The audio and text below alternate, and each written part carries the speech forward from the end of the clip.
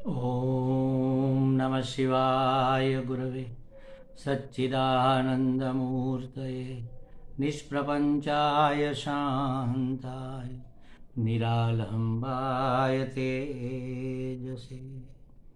हरिओम प्रभु जी। आज के इस अध्यात्म परिषद में आप सबका स्वागत है। आज का प्रश्न काठमांडू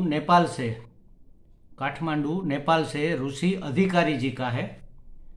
सबसे पहले तो हम ऋषि जी से क्षमा चाहेंगे, क्योंकि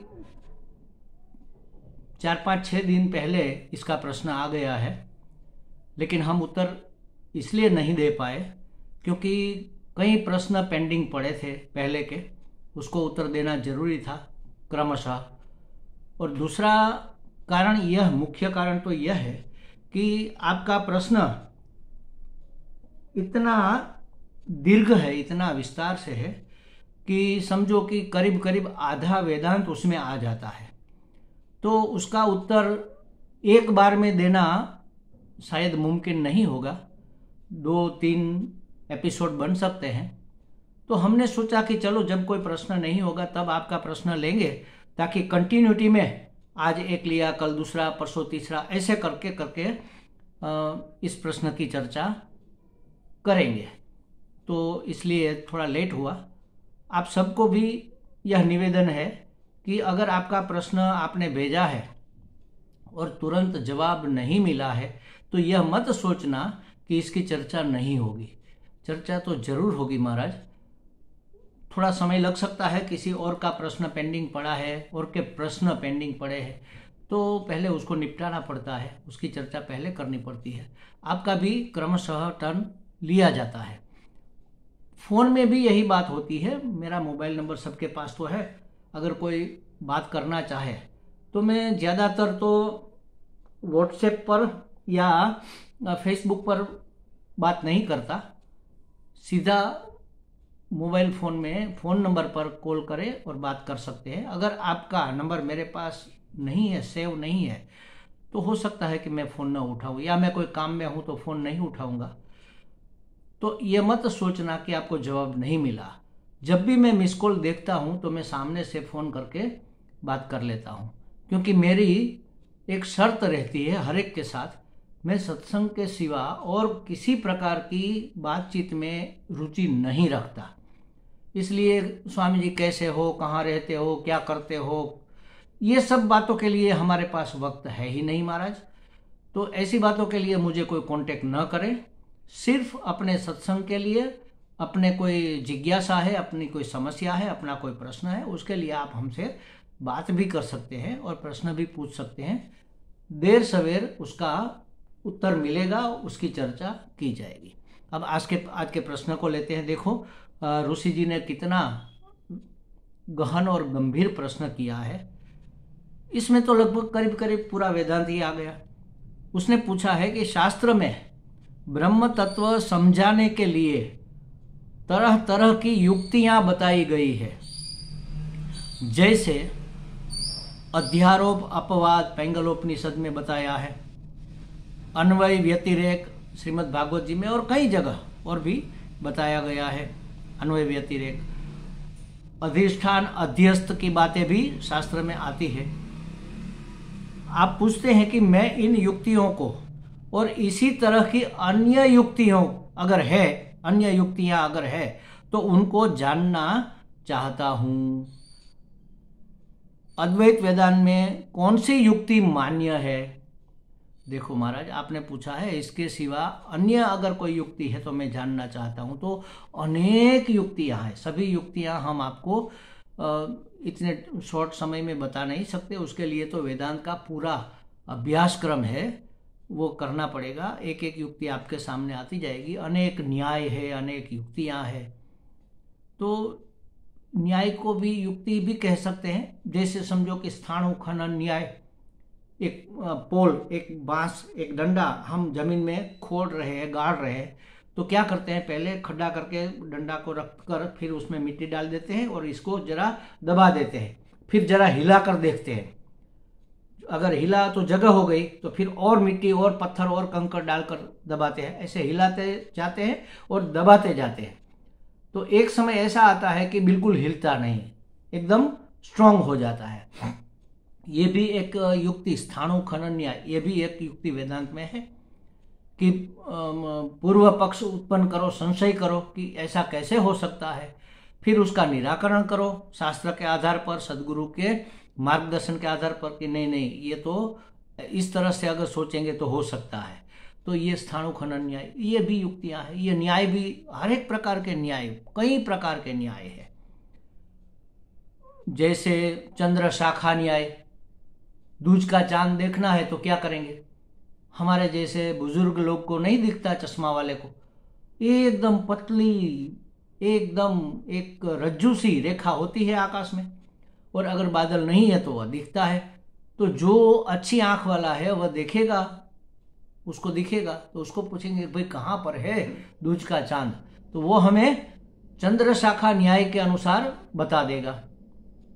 क्या कहेगा वो, महाराज जी देखो वो सामने टेकरी दिख रही है, हाँ उसकी चोटी पर एक पेड़ है, हाँ वो भी दिख रहा है, उसकी चारों तरफ डालें फैली है, हाँ भी वो दिखता है, उसकी पूर्व की तरफ या तो उत्तर की तरफ जो डाल फैली है उत्तर की तरफ, वो डाल दिख रही है लंबी वाली, हाँ दिख रही, उसके छोर पर दो पत्तियां है, दिख रहा है, हाँ दिख रहा है, वो दोनों पत्तियों के बीच में से एक हाथ ऊपर आप नजर करो वहां पर बीच, तो क्या वो पत्तियों के एक हाथ ऊपर है चंद्र? नहीं, लेकिन हम अनुमान लगा सकते हैं कि दो पत्तियां जो दिख रही है उसके बीच से एक हाथ ऊपर ढूंढेंगे तो हमें दूज का चांद मिल जाएगा। आषाढ़ी दूज के चांद के दर्शन किए जाते हैं तो वह मिल जाएगा। तो ये चंद्र शाखा न्याय, ये भी एक युक्ति है। तो इस तरह की कई युक्तियां हमारे शास्त्र में, वेदांत शास्त्र को समझाने के लिए इस्तेमाल की गई है। ये जो आपने पूछा ये तो बहुत स्टैंडर्ड और ये उत्कृष्ट प्रकार की बातें हैं, इसकी भी चर्चा करेंगे। लेकिन वेदांत शास्त्र को समझने के लिए सिर्फ युक्तियां काम में नहीं आती। युक्तियां तो बुद्धि को समझाने के लिए होती है, तर्क को शांत करने के लिए होती है। जो हम तैरते हैं, समझो कि समुद्र में या नदी में, तो सामने से कोई बड़ा सा तरंग आ रहा है, बड़ा सा मौजा आ रहा है, तो उसको कैसे, समुद्र में जैसे बड़े बड़े मौजे उछल रहे होते हैं, तो उसको कैसे निपटेंगे? आप नीचे झुक जाओ, वो तरंग आपके ऊपर से पसार हो जाएगी, ये युक्ति है। या तो आप ऊपर उठ जाओ तो आपको ऐसे उछाल कर फिर वह शांत हो जाएगा, लेकिन अगर आप डटे रहे उसके सामने तो आपको वह पछाड़ देगी। तो ये सब युक्तियां यही काम करती है, बचने का, बचाने का, हमारे कुतर्कों से, हमारी अश्रद्धा से हमें उबारने के लिए सब युक्तियां हैं। मुख्यतः 4 प्रकार से वेदांत को समझा जाता है। किसी भी शास्त्र को 4 बातों में निश्चय करके फिर उसको मान लिया जाता है। कौन सी 4 बातें हैं? एक तो श्रुति, श्रुति प्रमाण है, श्रुति के अनुसार बातें होनी चाहिए। श्रुति माने वेद में जो उपनिषद विभाग है उसको श्रुति कहते हैं। वेद, पूरा वेद श्रुति है। तो वेद प्रमाण है, श्रुति प्रमाण है, उपनिषद प्रमाण है, उसके अनुसार बात होनी चाहिए। श्रुति में जो कहा है उसको माना जा सकता है क्योंकि वह शब्द प्रमाण है। फिर है स्मृति। श्रुति सबको समझ में भी नहीं आती, तो महापुरुषों ने और अवतारी पुरुषों ने उसको स्मृति के रूप में ढाला है उपदेश देते वक्त। जैसे सभी उपनिषदों का सार, वेदांतों का सार दोहन श्री कृष्ण भगवान ने गीता जी में किया है। तो गीता जी स्मृति ग्रंथ है, तो जो शास्त्र के अनुसार ही बातें कहती है ऐसी स्मृति। तो श्रुति प्रमाण है, स्मृति प्रमाण है, उसमें जो बातें कही गई है वह मानी जा सकती है। तीसरा है युक्ति प्रमाण। ये जो आपने पूछा, शास्त्र ने कहा, थोड़ी बहुत बातें समझ में आई, उसको सरल करके भगवान ने कहा, कृष्ण भगवान ने गीता जी में कहा, या तो याज्ञवल्क्य ने कहा, याज्ञवल्क्य स्मृति है, मनुस्मृति है, जिसने भी नैतिकता के आधार पर, नीति के आधार पर, नियम के आधार पर, कुदरत के आधार पर, धर्म के आधार पर जो जो स्मृतियाँ रची है उसमें शास्त्र का रेफरेंस लिया गया है, तो उस आधार पर जो श्रुति और स्मृति है उसको समझने से बातें समझ में आती है। श्रुति की बातें स्मृति में थोड़ी आसान करके समझाई जाती है, तो उसके आधार पर ब्रह्म की प्राप्ति का उपाय हम ढूंढ सकते हैं या तो हम पा सकते हैं। तीसरा है युक्ति, जो आपने पूछा। शास्त्र को समझने के लिए, शास्त्र की बातों को समझने के लिए, परमात्मा की प्राप्ति के लिए जो उपाय दिए गए हैं उसको कहते हैं युक्ति। युक्ति से बातें समझ में आती है। युक्ति में उदाहरण भी आते हैं, जैसे उदाहरण देते हैं, तो ये है। और चौथी बात है संत महात्मा पुरुषों की अनुभूति, क्योंकि उसके ऊपर हमारी श्रद्धा रहती है। जिसने संसार छोड़ा, पूरी कायनात छोड़ दी और तपश्चर्या में लीन है आत्म कल्याण के लिए, जगत कल्याण के लिए, वो कोई गलत बात क्यों कहेगा? उसकी अपनी अनुभूति क्या है? आपने स्वयं अनुभव किया है क्या? हम कहेंगे परमात्मा सच्चिदानंद स्वरूप है। महाराज जी, आपने अनुभव किया क्या? हाँ, मैंने अनुभव किया कि परमात्मा सत्य स्वरूप है, चित्त स्वरूप है, आनंद स्वरूप है, ये मेरा अनुभव है। तब बात मानेंगे, क्योंकि वह उत्कृष्ट महात्मा है, निरपेक्ष महात्मा है, असंग महात्मा है, मुक्त महात्मा है।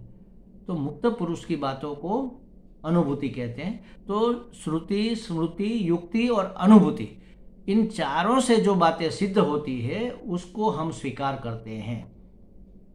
कई लोग मुझे पूछते भी है कि महाराज जी, हमने तो इतना पढ़ा, इतना जान लिया, लेकिन कुछ हुआ नहीं, जीवन में कुछ होता नहीं। जब मुश्किल का समय आता है, समस्याएं आती है, तब वो बात टिकता नहीं, क्योंकि किसी एकांगी तरीके से प्राप्त किया हुआ ज्ञान होगा। बुद्धि ने तो समझा, लेकिन मन कहाँ मानता है।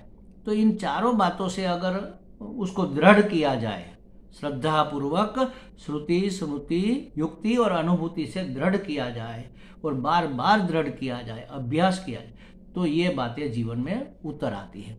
ये भी एक युक्ति है। मुख्य युक्ति तो यही है, यही चार चीजें हैं, श्रुति, स्मृति, युक्ति और अनुभूति। इससे ही वेदांत शास्त्र समझ में आता है। देखो, आपको वेदांत, अद्वैत वेदांत में कौन सी युक्ति मान्य है, आपने ये पूछा। इसका अर्थ ये है कि आपको अद्वैत वेदांत चाहिए, तो उसकी प्राप्ति का उपाय, उसमें एक उपाय है युक्ति। ये हम चर्चा कर रहे हैं।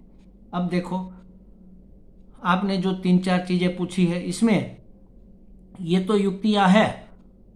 अन्वय व्यतिरेक है, अध्यारोप अपवाद है, अधिष्ठान अध्यस्त है। इसके सिवा मुख्य युक्ति तो है विवेक। सबसे पहली, अगर वह युक्ति आपके पास नहीं है तो आप किसी जन्म में मुक्त नहीं हो सकते। विवेक माने सार असार का, कई प्रकार के विवेक होता है। सारासार विवेक, सद असद विवेक, सत्य मिथ्या विवेक, नित्यानित्य विवेक, ये सब विवेक हमें करने पड़ते हैं, करने चाहिए। हमारे शास्त्र में 2-3 प्रकार के विवेक तो युक्ति के रूप में बहुत अच्छे से हमें दिए गए हैं। जैसे अवस्थात्रय विवेक, जागृत अवस्था क्या है, स्वप्न अवस्था क्या है, सुषुप्ति अवस्था क्या है, तीनों के अंदर एक रस, अखंड एक रस कौन रहता है, कौन नित्य है, बाकी क्यों बाकी है वह क्यों नहीं टिकता है, क्यों बदलता रहता है, कौन बदलता रहता है, कौन परिवर्तनशील है, कौन विनाशी है, कौन नित्य है, कौन अविनाशी है।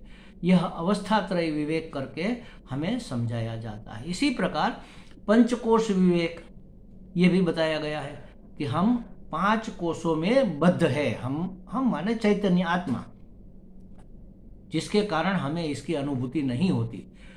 तो ये 5 कोश, जैसे स्थूल शरीर है तो ये अन्नमय कोश, फिर इसके अंदर इससे सूक्ष्म, अंदर माने इससे थोड़ा सूक्ष्म प्राणमय कोश, इससे और थोड़ा सूक्ष्म मनोमय कोश, इससे और थोड़ा सूक्ष्म विज्ञानमय कोश, और सबसे सूक्ष्म आनंदमय कोश, भोगमय जीवन, मतलब अब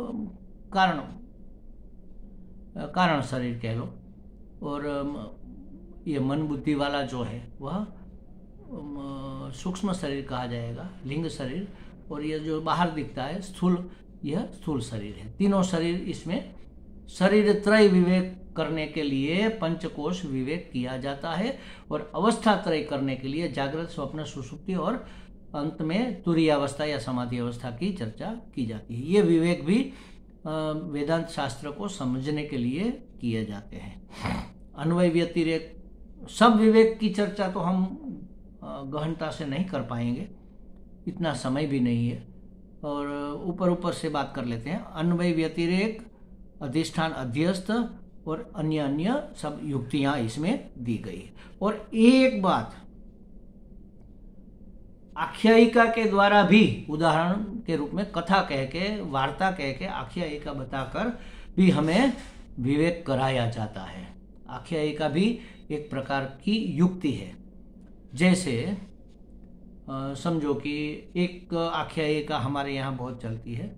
ज़्यादातर महात्मा लोग जब पहले के ज़माने में, पूर्व के युग में तपस्या करते थे, आत्मचिंतन करते थे, शास्त्र का अध्ययन अध्यापन कराते थे, तब कहाँ रहते थे? जंगल में, नदी के किनारे, किसी मंदिर के प्रांगण में एक छोटी सी झोपड़ी बनाकर रहते थे। छोटा सा उसका कमरा होता था, एक मठ होता था। तो उसके पास क्या क्या साधन सुविधाएं थी सब समझाने के लिए। मठ है, फिर ये पट है, फिर ये घट है, पानी भरने का घड़ा होगा, एक आध वस्त्र होगा, एक आध कपड़े सुखाने की डोरी या डोरी का रस्सी का टुकड़ा होगा। तो घट, पट, मठ, रस्सी, रज्जू, सर्प, ये सब उदाहरण देकर, युक्तियां दे देकर हमने समझने का प्रयास किया, हमें समझाने का प्रयास किया गया है। ऐसे किसी महात्मा के मठ में विद्यार्थी पढ़ रहे थे।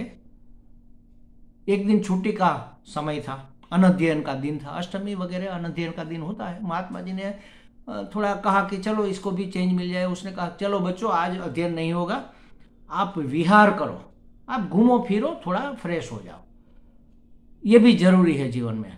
तो सब खुश हो गए। उसकी कुटिया जहाँ थी वहाँ से थोड़ी दूर, आधा किलोमीटर दूर, एक बड़ी सी नदी बहती थी। महात्मा जी दररोज वहाँ जाकर स्नान करते थे, जल लेकर भी आते थे, अभिषेक करते थे भगवान को, ये सब उसका नित्य क्रम था। बच्चे लोग भी जाते थे वहाँ स्नान करने के लिए, घाट बना हुआ था। तो उसकी झोपड़ी थी। बच्चों ने सोचा कि चलो हम घूमने चलते हैं। उसमें से एक बच्चा ने कहा, महाराज जी हम नदी के पार घूमने जाना चाहते हैं। हाँ जाओ, कौन कौन जाना चाहता है? जो जाना चाहता है इधर आ जाओ एक तरफ। तो 1 2 3 4 5 6 7 8 9 10 बच्चे इधर आ गए। बाकी बच्चे सब कहा कि नहीं, हम तो किनारे किनारे घूमेंगे, हमें नदी पार नहीं जाना है। तो 10 बच्चे थे, सब लाइन में खड़े हो जाओ। खड़े हो गए। महाराज जी ने देखा कि हाँ 10 है। अच्छा, इसका ध्यान कौन रखेगा? तो एक जो बड़ा बच्चा था, जैसे आजकल के ज़माने में मॉनिटर होते हैं, क्लास मॉनिटर, कैप्टन कह लो, उसने कहा महाराज जी चलो मैं ध्यान रखूंगा सबका। अच्छा देखो, संभल कर ले जाना सबको, और सबको संभल कर लेकर आना। किसी को कोई दिक्कत नहीं होनी चाहिए, कोई गुम नहीं जाना चाहिए जंगल वंगल में। सामने किनारे जंगल था। सब बच्चे गए, नदी पार करके जंगल में बहुत घूमे। इस समय ऐसा ही कुछ विंटर का समय था, तो वहाँ बेर लगे हुए थे, सब खाए, पेड़ पर चढ़े, कूदे, फांदे, सब किया, बहुत खेले। अब शाम होने को आई, 4-5 बज गए, तो सोचा चलो वापस चलते हैं। तो वापस नदी तैरते हुए घाट पर आ गए इस किनारे। उस बच्चे को याद आया जो कैप्टन था कि अरे हम तो घूमकर आ गए, कोई गुम तो नहीं गया, कोई नदी में बह गया या जंगल में रह गया, ऐसा तो नहीं है क्या? चलो गिन लेते हैं। सबको कहा लाइन में खड़े हो जाओ। सब खड़े हो गए। फिर गिना 1 2 3 4 5 6 7 8 9। अरे 9 कहाँ? 10वां गुम गया। 10मो नष्टोसी, 10मो तो नष्ट हो गया, मतलब गुम गया। अब क्या जवाब देंगे गुरु जी को? चलो ढूंढो ढूंढो, जल्दी ढूंढो, नदी में देखो कहीं आगे बहा तो नहीं जा रहा है। बिखर गए सब। 2-3 बच्चे जो तैरने में होशियार थे, उसने कहा कि हम सामने किनारे वापस जाते हैं, जंगल में ढूंढते हैं। सब बिखर गए, इधर उधर ढूंढने लग गए। कोई किनारे ढूंढे, कोई नदी के पार जाकर ढूंढे, कोई जंगल में ढूंढे, कोई पेड़ पर चढ़कर ढूंढे, कोई छोटी सी जो टेकरी पहाड़ी होती थी उसके ऊपर देखकर ढूंढे, कोई खीण में जाकर ढूंढे गहराई में कि यहाँ तो नहीं, फिसल कर गिर गया। सब जो जो जगह उसको लगा कि यहाँ हो सकता है, वहाँ वहाँ उन्होंने ढूंढा। और उसके लिए जो जो सुविधाएं चाहिए थी वह सब उन्होंने जुटाई। नदी में जाने के लिए नाव बनाई, दूर जाने के लिए साइकिल बनाई। आजकल के ज़माने की जो खोज है उसकी मैं बात कर रहा हूँ। पेड़ पर चढ़े, विमान भी बनाया, आजकल कितनी खोजें की है। ये सब खोजें 10वां ढूंढने के लिए है। सब ने ढूंढा लेकिन 10वां कहीं मिला नहीं। सब वापस घाट पर आ गए, सब सर पर हाथ रखकर बैठे थे। दूसरे लड़के ने कहा, छोटा था उसने, वो थोड़ा बुद्धिमान था, अरे तुम तो बुद्धू हो, सांड जैसे बड़े हो गए, तुम्हें कहाँ गिनना आता है, फिर से खड़े रहो, मैं गिनूंगा। उसने भी गिना, 1 2 3 4 5 6 7 8 9। अरे 9 हो गए, 10वां तो नहीं है। एक ही जगह सब पड़े थे ना। सब रोने लग गए, बैठे हैं। अब गुरुजी को क्या जवाब देंगे। संध्या का समय हो गया, गुरुजी आए नदी में स्नान करने के लिए, देखा घाट पर बच्चे बैठे हैं और निराश है और रो रहे हैं। उसने कहा, क्या बात हुई भाई, क्यों रो रहे हो। अरे गुरुजी हमें क्षमा कीजिए, 10वां गुम गया है, 10वां नष्ट हो गया है, हम 10 गए थे, अब 10 नहीं रहे। गुरुजी ने नजर उठाकर देखा कि अरे ये तो 10 है, फिर ये ऐसा क्यों कह रहा है। उसने कहा, चिंता मत करो, 10वां है। कहाँ पर है गुरुजी, आपने देखा। हाँ मैंने देखा है, आप चिंता मत करो। आपने कैसे जाना 10वां नहीं है। तो महाराज जी हमने लाइन बंद सबको रखकर मैंने गिना, गिन के बताओ फिर से। जब गुरुजी ने कहा कि हाँ 10वां है, गुम नहीं हुआ है, मैंने देखा है, तब सबको थोड़ा ढाढ़स बंधा, थोड़ी धीरज, उसको शांति हुई। हाँ अब ठीक है, 10वां नष्ट नहीं हुआ है। तो जो बच्चा बड़ा था उसने कहा कि भाई सब लाइन में खड़े हो जाओ। गिनना शुरू किया, 1 2 3 4 5 6 7 8 9। और गुरुजी ने उसके सर पर टपली मारी, 10 त्वम 10मोसी, तू 10वां है। अरे हाँ मैं 10वां हूं। देखो इस जगत की आपाधापी में, विषयों के वासना के पीछे दौड़ने में हम अपने आप को नहीं गिनते हैं महाराज। 10वां ढूंढना है बस। मैं कौन हूं, इसके बारे में कौन सोचता है। यही नहीं, सामने देखते हैं सब, 1 2 3 4 सब ये है। तो ये हुई युक्ति। ये वार्ता के द्वारा, कथा के द्वारा, आख्यायिका द्वारा हमारे शास्त्र में, हमारे परंपरा में ये समझाई जाती है कि त्वम 10मोसी, तू 10वां है। अपने आप को जान, अपने आप को ढूंढ, कहीं गुम नहीं गया है। तुरंत लाइट हो गई, हाँ अरे वो तो मैं ही हूं। तत्वमसी, वह तुम हो। जब गुरुजी कह देते कि वह तुम हो, पर ब्रह्म तुम हो। श्वेत केतु को 8 9 तरीके से समझाया, हर बार कहा कि देखो ये समझ में आया, हाँ सब वो तुम हो तत्वमसी, अरे हाँ वो तो मैं हूं। लेकिन गुरुजी ऐसा अगर हो तो फिर समझाया, ऐसा ऐसा है, वह जो ब्रह्म है ना, हाँ वह तुम हो, अरे हाँ वो तो मैं हूं। लेकिन गुरुजी अगर वैसा हुआ तो युक्ति करता गया, वह तर्क करता गया, गुरुजी युक्ति से समझाते गए और अंत में उसको पता चल गया कि हाँ अहम ब्रह्मास्मि, मैं ब्रह्म हूं। तो ऐसी युक्तियां तो हमारे शास्त्र में भरी पड़ी है महाराज। इसकी चर्चा करने बैठे तो पूरा जीवन निकल जाए। तो फिर भी मोटी मोटी युक्तियों की चर्चा हम कर लेंगे। आज यहाँ तक रखते हैं, इसके आगे फिर कल बात करेंगे। ओम पूर्णमदः पूर्णमिदं पूर्णात् पूर्णमुदच्यते पूर्णस्य पूर्णमादाय पूर्णमेवावशिष्यते। ओम शांति शांति शांति। हरि ओम। श्री गुरुभ्यो नमः। हरि ओम।